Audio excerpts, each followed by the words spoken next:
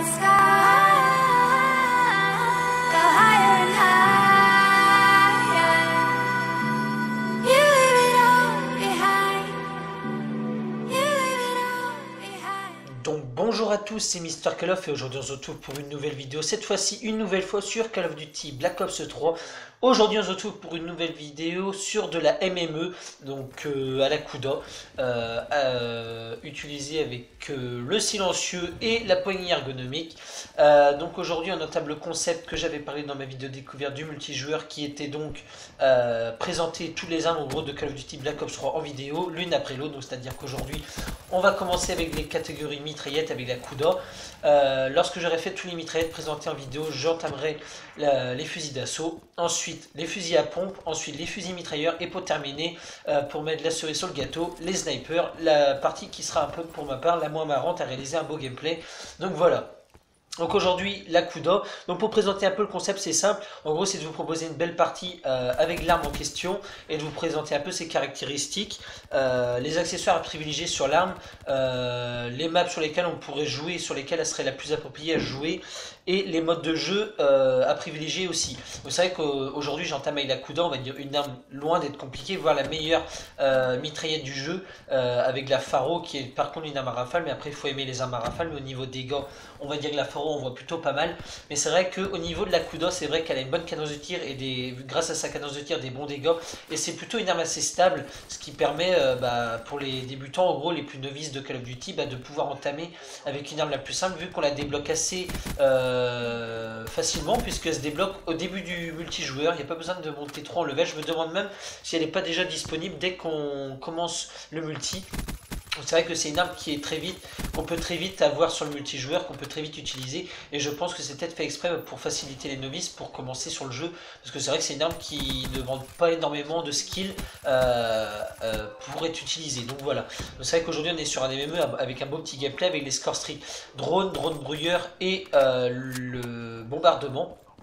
Donc voilà, donc on va présenter un peu les caractéristiques de l'arme. Donc c'est vrai que vous allez avoir quelque chose qui va apparaître à votre écran avec les caractéristiques de l'arme. Donc c'est vrai on va dire en dégâts, bon il n'y a que 6 sur 20, mais c'est vrai que comme je le disais juste avant, les dégâts sont pas importants, mais la cadence de tir va faire que suivant la cadence de tir de l'arme, en fait les dégâts vont être beaucoup plus importants. Parce que je prends un exemple, petite illustration qui parlera plus qu'une explication.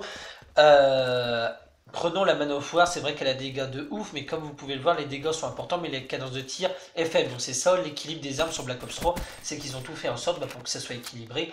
Bon, certes, il y a des armes qui en ressortent plus que d'autres, que ça soit au niveau des caractéristiques, il y en a qui sont plus efficaces que d'autres, mais c'est vrai que si tu as une arme qui a beaucoup de dégâts, elle aura nécessairement moins de cadence de tir, ce qui peut paraître tout à fait normal. Mais l'avantage de la Kuda, c'est que a fait super mal grâce à sa cadence de tir, mais l'avantage aussi, c'est que quand vous démarrez avec l'arme, certes vous n'avez aucun accessoire, mais d'habitude on attend à avoir une poignée ergo de suite ou une poignée avant, histoire de que l'arme ne bouge pas. Mais l'avantage c'est qu'elle n'a pas de recul, c'est pratiquement pas. Bon, c'est vrai que les long shoots, c'est sûr que des long shoots c'est une mitraillette, donc ça peut paraître normal qu'elle ait un peu de recul, mais je pense que c'est l'un des fusils d'assaut avec la Faro qui a le moins de recul. Bon, la Faro, ce qui peut paraître normal vu qu'elle est à rafale, mais c'est vrai que la Kuda n'a pas énormément de recul, ce qui permet aux joueurs de jouer sur tous les maps qu'elle veut, ou qu'elle veut, parce qu'il y a des filles comme des gars qui jouent à Call of, donc maintenant il faut dire il ou elle, il et elle, plutôt pas il ou elle. Et donc c'est vrai que du coup elle n'a pas de recul, donc ce qui permet de faire des long shoots très facilement. C'est certes, par contre la portée sera pas au rendez-vous dans les long shoots, il faudra mettre un peu plus de balles dans les long shoots, ce qui peut paraître aussi normal, parce que les long shoots sont plus réservés aux fusils d'assaut qu'aux mitraillettes. Donc voilà.